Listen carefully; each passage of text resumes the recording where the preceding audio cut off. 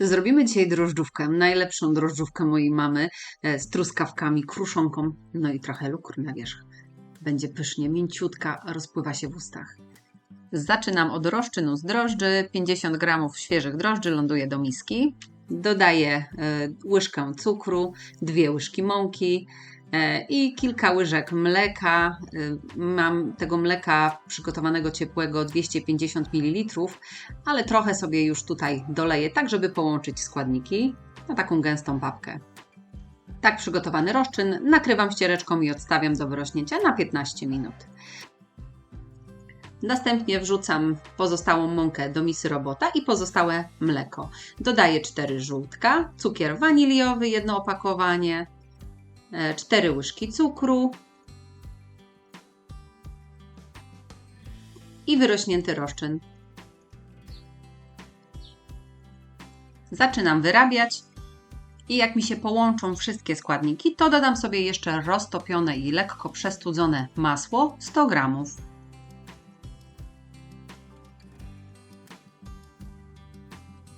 Z masłem wyrabiam jeszcze kilka minut, aż wszystko dokładnie się połączy.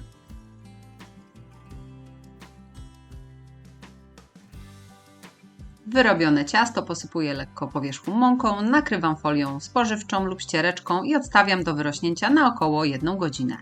W międzyczasie przygotowuję sobie kruszonkę. Mam 80 g mąki, 40 g masła zimnego i około 3 łyżki cukru. Wszystko wyrabiam dłonią, rozcierając masło z mąką i z cukrem. Na taką konsystencję. Wstawiam do lodówki.